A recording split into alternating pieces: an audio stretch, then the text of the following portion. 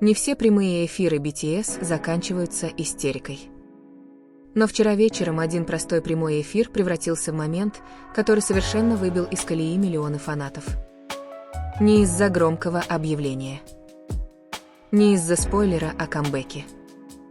А из-за одной маленькой фразы, которая звучала слишком искренне, чтобы быть совпадением. И с этого момента все поняли, сегодняшний вечер будет необычным. Вчерашний вечер был не просто очередным прямым эфиром. Он начался просто. Чингук появился один, спокойный, расслабленный. Как и в любой другой вечер. Его мягкий голос заполнил экран, заставляя фанатов чувствовать себя так, будто они сидят с ним в одной комнате. Никаких особых знаков не было. Пока нет. Затем, посреди медленно развивающегося прямого эфира, внезапно появилось имя. Тэхён. Не с громким объявлением. Не с драматическим эффектом. Он просто появился. Но с этого момента энергия прямого эфира мгновенно изменилась. Воздух стал теплее. Взгляд Чингука изменился. Его улыбка казалась непроизвольной. Они не были слишком прямолинейны. Не было нужды в нежных словах. Просто присутствие друг друга.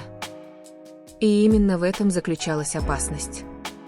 Каждый маленький жест, каждая пауза, каждый тон голоса казались слишком интимными, чтобы быть случайностью. Фанаты начали понимать. Это были не просто два участника, случайно оказавшиеся вместе в прямом эфире.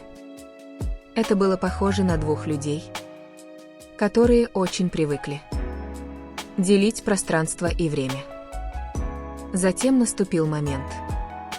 Момент, который остановил всю хронологию событий. Непринужденным тоном, не осознавая, что что-то открывает. Чингук сказал: «У меня не было намерения. Есть поздние закуски». Простая фраза. Но это еще не конец. Но Тэхён заказал. Поэтому мы ели токбокки. Мы. Одно слово. Но оно произвело эффект взрыва. Не я. Не он. А мы. Чингук усмехнулся. Потом вздохнул. Ах, я схожу с ума. Не злюсь. Не сожалею. Скорее, сдаюсь. Он продолжил. Голосом, который звучал искренне. Ах, токбокки. Это было так вкусно. В этом была радость. Не из-за еды, а из-за того, с кем он ее ел. Потом прозвучала последняя фраза. Ах, мне грустно. Мне не стоило есть такую позднюю закуску. На мгновение в нем появилось сожаление. Но затем, почти с избалованным видом. Ах, Тэхён. Не жалоба. Не протест. Это звучало так, будто он знал, что все равно последует за Тэхёном. Несмотря на последствия. Но я это съел. Это было так вкусно. И вот тут фанаты действительно разразились. Потому что эта фраза была не от токбокки. О привычках. О повседневной жизни. О маленьких решениях, которые всегда заканчивались одинаково. Следование за Тэхёном. Ничего не нужно было объяснять. Ничего не нужно было подтверждать. Но все поняли, что за этой короткой прямой трансляцией скрывались отношения, которые уже вышли за рамки камеры. Это не была сцена. Это не была концепция. Просто два человека. Одна ночная закуска. И один момент, который был слишком реальным, чтобы его игнорировать. И прошлой ночью, сам того не осознавая, Чингук рассказал мне все. Одной простой фразой. и одним именем, которое всегда оставалось неизменным. И, возможно, именно это сделало этот момент таким опасным. Потому что ничего не было постановочным. Не было сценария. Не было никакой концепции. Просто маленькая правда, которая проскользнула. В непринужденном разговоре. Один ночной перекус. Одно импульсивное решение. И одно имя, которое всегда всплывало. Без колебаний. Фанаты впадают в истерику не из-за токпокки. Они впадают в истерику из-за привычки. Из-за комфорта. Потому что слова «мы» произносятся так естественно, как будто это самое обычное дело в их мире. И, возможно, именно поэтому каждый маленький момент между Чингуком и Тэхёном всегда кажется таким важным. Потому что им не нужно показывать это открыто. Просто деталь. Всего лишь тон голоса. Всего лишь одно предложение, слишком честное, чтобы его игнорировать. Вчера вечером историю рассказывала не камера. Это был сам Чингук. И, сам того не осознавая, он показал, как Тэхён всегда был рядом в его маленьких решениях. Включая ночные перекусы. И, возможно, в этом и заключается настоящая история. Дело не в том, что они сказали, а в том, что вырвалось наружу без всякого плана. И, возможно, именно поэтому этот момент был таким особенным. Потому что он не родился с намерением что-либо показать. Он просто появился. Между смешками. Между жалобами. И в одном простом решении, которое закончилось улыбкой. Один ночный перекус.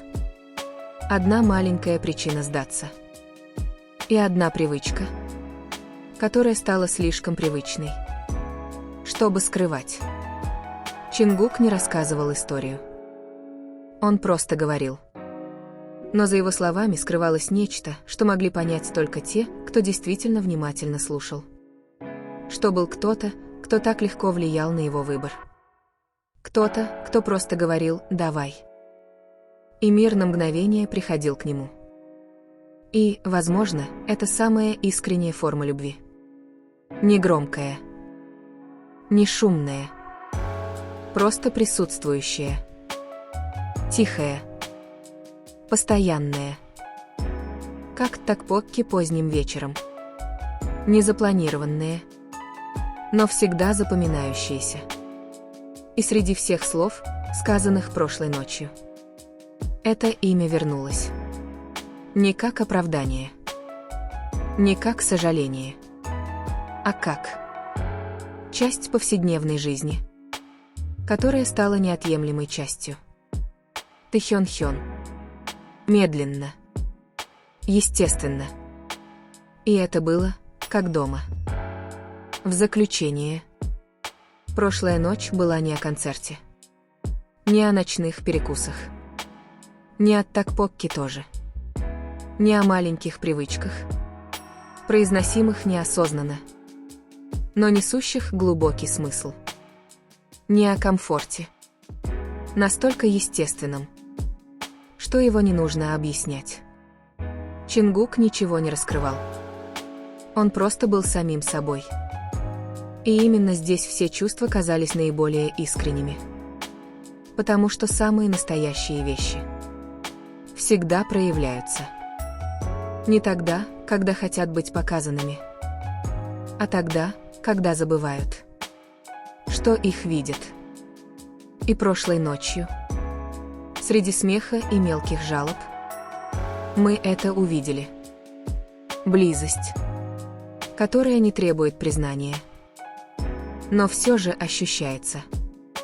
Медленно. Тепло. И задерживается. В сердцах тех, кто это видел.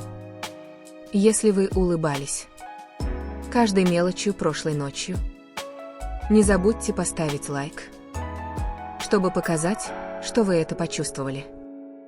Подпишитесь, чтобы никогда не пропускать истории, часто скрытые за простыми моментами. И напишите в комментариях, какая часть больше всего согрела ваше сердце. Потому что такие истории всегда прекраснее, когда ими делятся.